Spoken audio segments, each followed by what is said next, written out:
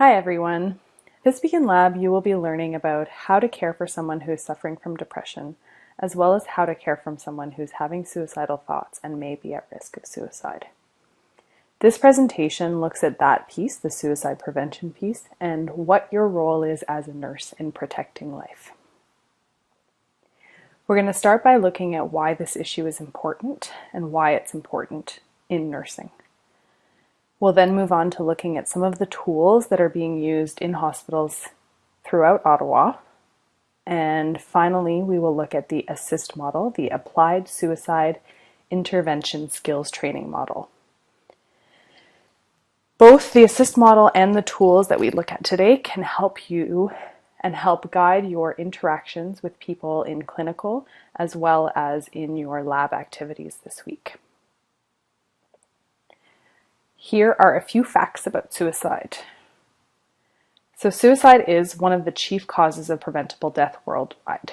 In Canada, in 2009, more Canadians died from suicide than they did motor vehicle accidents.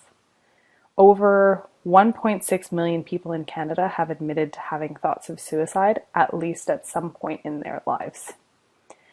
The Registered Nurses Association of Ontario and the World Health Organization have deemed the assessment and management of suicidal behaviors as key interventions to suicide prevention. Why this is important to nurses? Nurses are frontline workers who often have the most patient contact, have the strongest relationships with patients, and are very frequently the first point of contact, both in acute care settings and community settings. So I'm going to ask that you pause me for about 5 minutes, less than 5 minutes, and look at the following statements and answer whether you feel they are true or false. It will give you a good idea about what your attitudes are towards suicide and some myths there are out there about suicide. So hospitals in Ottawa, most services insist that every person they come into contact with be asked directly if they are or have contemplated suicide. For example, in emergency rooms, triage nurses always ask at least 1 or 2 questions about suicide. And in inpatient units, nurses are usually asking once per shift every patient whether or not they have suicidal thoughts. It's also a very important part of the mental status exam. So every time you are documenting an MSc, you need to be including whether or not this person has had suicidal thoughts, is having suicidal thoughts, and if they are, do they have a plan? Do they have intent? And what is their risk level? And what are the interventions being done to address that risk? The first tool we will be looking at is the Columbia Suicide Severity Rating Scale. Why this tool, you might ask? So most of the acute care hospitals in Ottawa are using this tool. The Queensway, the Montfort, and the Ottawa Hospital, nurses use this tool on the inpatient units and ask the questions at least once a shift. It's also being used in the psychiatric emergency services at the Ottawa Hospital. Standardized risk assessment tools are best practice. There is currently no gold standard, no tool that is better than the other. They all have pros and cons. And the Columbia was chosen for its pros, which include the fact that it's quite fast. It is a minimum of 3 questions, a maximum of 6 questions, and you do get a lot of information about this person's risk level in those questions. It's universal. It can be used by anyone. It's not limited to healthcare professionals. So this makes transfer of accountability good, because if the police start using it or if teachers are using it, then when someone comes into hospital having been asked those questions, nurses in the hospital know what the Columbia is and know what to do with the answers the patient provided. There's also several variations of the Columbia that can be adapted for use in various areas.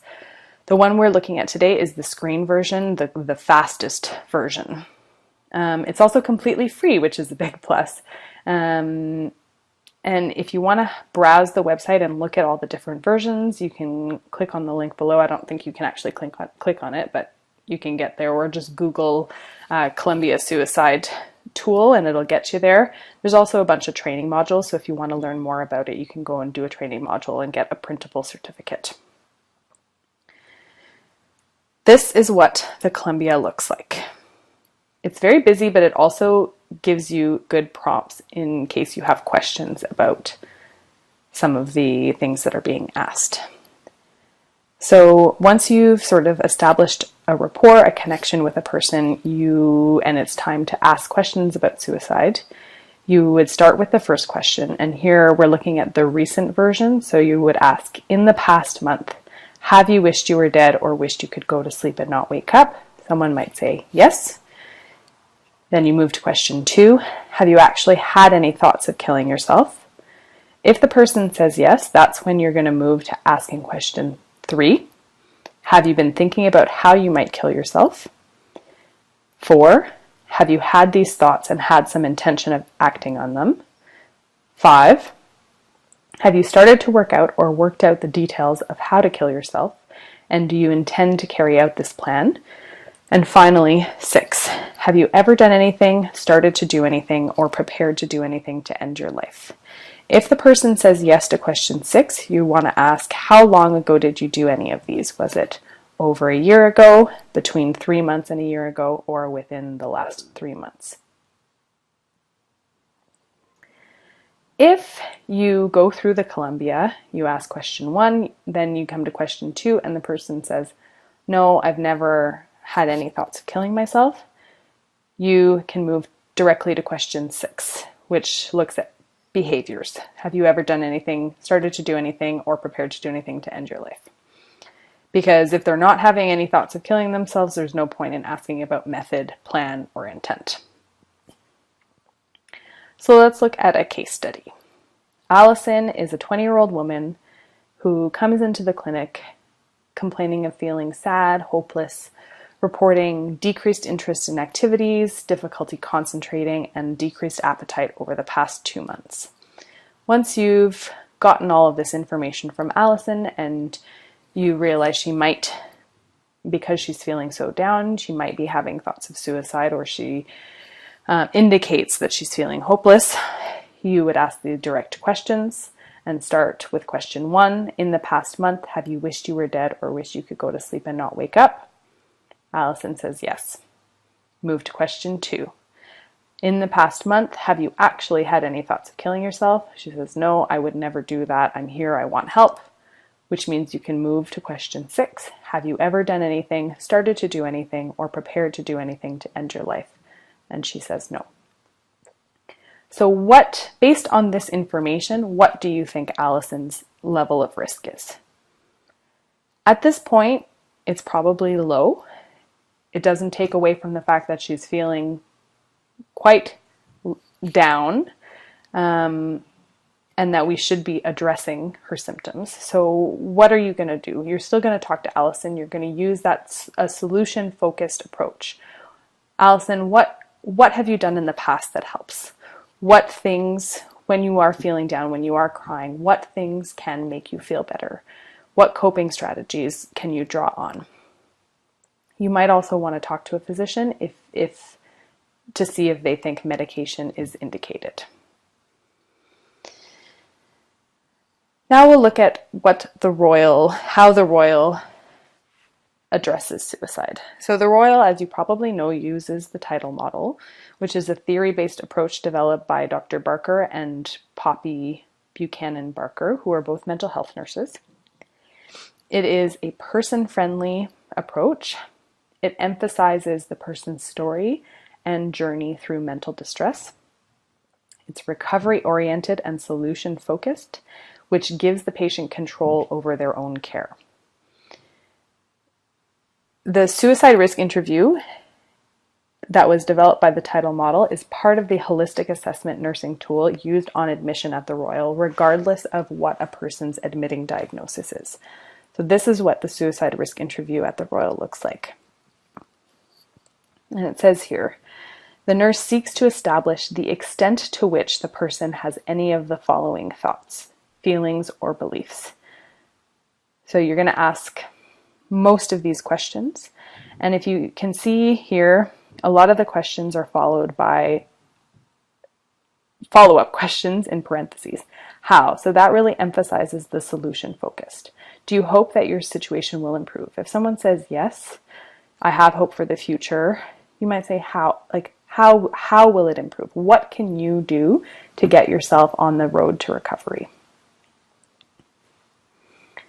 So we're going to go into the assist model now, but I want you to take a moment just to remember that you need to take care of yourself. Talking to people who are suicidal and who are experiencing intense, dark emotions can be very emotionally draining for frontline healthcare workers. And it's so important for you to be aware of your feelings and to seek help if you feel upset or overwhelmed. Self-care is not about self-indulgence, it's about self-preservation. That's a quote from Audre Lorde. So you can only help someone if you yourself are in a place to do so. So ASSIST, Applied Suicide Intervention Skills Training. This training is offered as a 2-day training. If you are interested in learning more about that, you can go to the Canadian Mental Health Association Ottawa branch website. That's where they offer the training in Ottawa several times a year. It is widely used across Canada and the United States. And some would argue that it's not just a training, but it is an approach. The goal of it is to help you communicate with a suicidal patient and thereby help the person feel more connected and less alone. We're going to look at each part of the ASSIST model. This is the overview of their suicide intervention model. There are 3 phases: connecting, understanding, and assisting. You can see there's all sorts of concepts in here that we will look at eventually, and this is where you come in. So these are the things that you're going to do in each phase of the model. We'll start by looking at the first phase, connecting. So it's in the connecting phase that you're going to reach out to someone and invite them to talk to you, to explore what they are feeling, doing, thinking, experiencing. So this is establishing a rapport with a person. And it really starts by noticing that the person is not well. So here it says, you may not always hear clear spoken words. Someone might not come to the clinic and say, I'm feeling sad, I'm feeling down, I'm feeling suicidal. They might say, I just don't feel like myself. And you would pick up on visual cues, on body language that indicates they need to talk about this and you need to ask about suicide.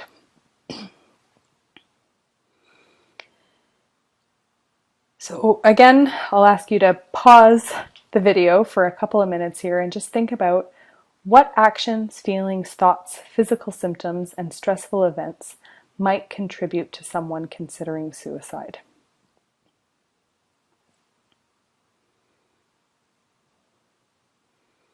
These are some of the things that the model suggests, so that would indicate to you that the person is thinking about suicide.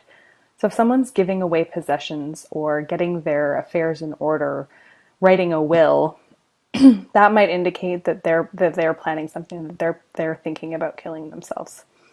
Withdrawing from family, friends, school, and work, those are big things. Thoughts. I won't be needing these things anymore. I can't do anything right. I just can't take it anymore. I wish I were dead. That one's a little bit more obvious. Everyone will be better off without me. So if you're talking to someone about them feeling down, all of these are indications that you need to be asking those direct questions about suicide.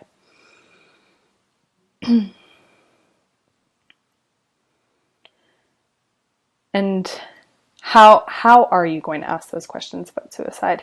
It is so important that you ask and be direct. There is no research, no study that's ever shown that asking, do you think about killing yourself, that plants that idea in their head. So here are a few examples of direct questions that you can ask. Are you thinking about ending your life? Do you have a plan to harm yourself? Do you have thoughts of death or harming yourself? At this point, too, you can draw on the tools we looked at earlier. So if you come, if you're interacting with someone and you think I need to be asking these questions, you can grab a Columbia and ask them those questions. You can look at the Royals suicide risk interview. It's also important to ask about plan and intent. Again, all of these things are in the tools that we looked at. If someone is being ambivalent or vague, continue to ask questions and make sure you get those answers. So phase 2 of the ASSIST model is understanding, the understanding phase. The focus of this phase is to understand the reasons the person is feeling as they are. So your role as the caregiver is to listen and to ask about what their reasons are for living and dying. And this comes back to that person-centered approach. What is this person's story? It's also important in this phase to assess what the risk is for this person and how likely are they to follow through with suicide. So again, this is where you're going to ask those direct questions about suicidal thoughts, plan, and intent. Take a moment here to think about why a person might want to die or might want to live. An example of a reason someone might want to die is they don't feel like anyone understands them. They feel alone in their misery. An example of a reason someone might want to live is they feel like they still have their whole life ahead of them, or they have strong personal connections with family, friends. And so think about how you might practice solution-focused nursing here. Someone's feeling misunderstood, but they feel like they have their whole life ahead of them. Where do those solution-focused questions come in?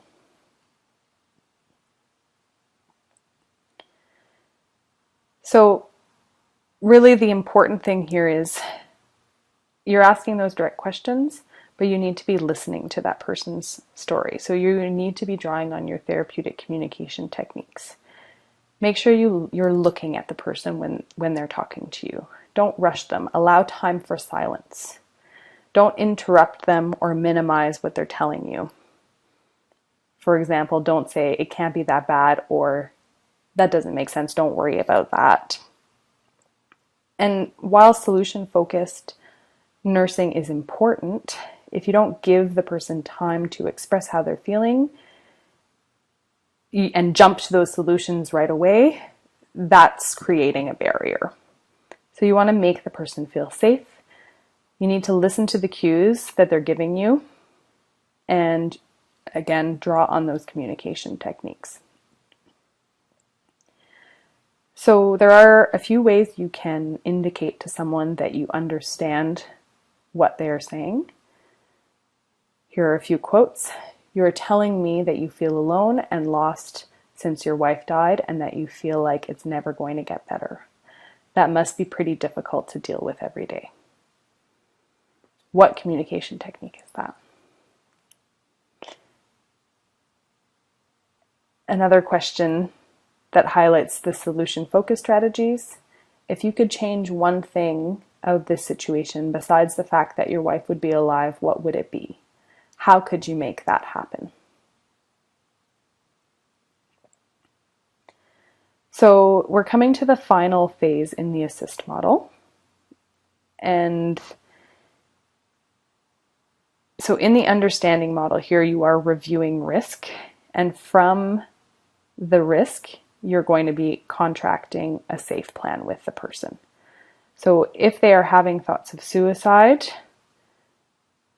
you need to come up with a safe plan and sort of ask, what can we do today to keep you safe?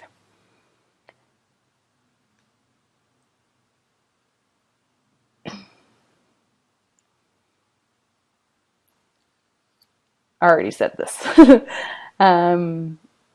So in this model, we are creating a safe plan. We are establishing a contract with the person and making sure that they are committed to staying safe. So what is a safe plan? Putting measures in place to keep a person from committing suicide.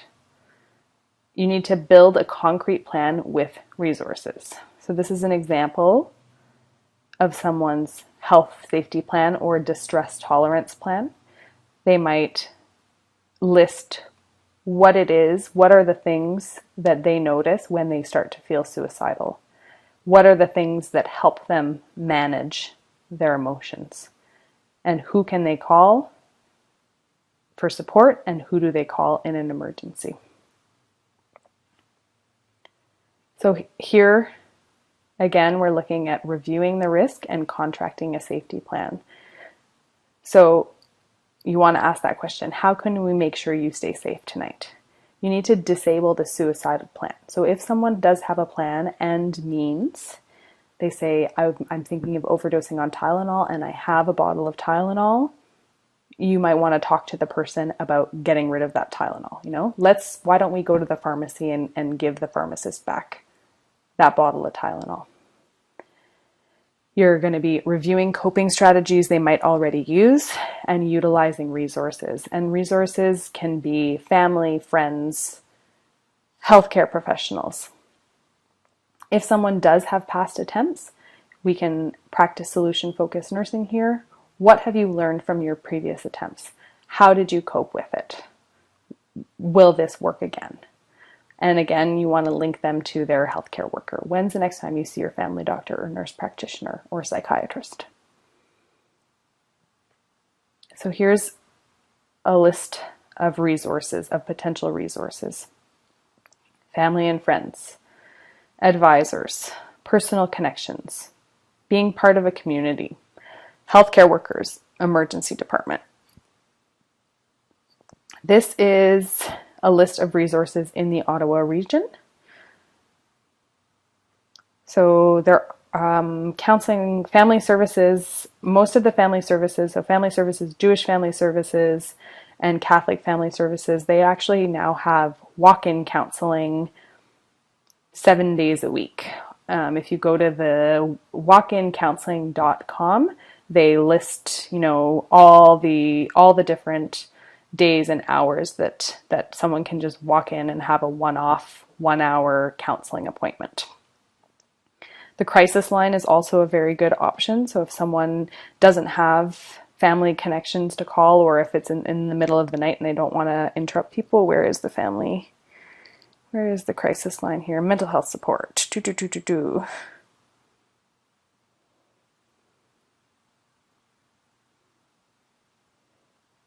Oh, big at the bottom. There it is. Mental health crisis line.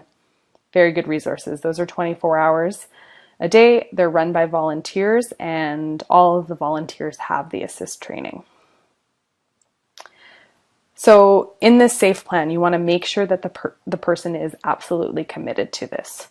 They need to be engaged. If they're saying, yeah, I'm not really interested, then they're not contracting for safety. So once you've gone through the SAFE plan, you want to ask them, okay, what happens later if you start feeling down again and you start thinking about suicide? What is your plan? And the person might say, I'm going to call my sister. She can come over. We'll spend some time together. Or, deep breathing techniques, going for a walk. Those are all things that have worked. They can all be part of their SAFE plan. So we've come to the end of our presentation today. One thing that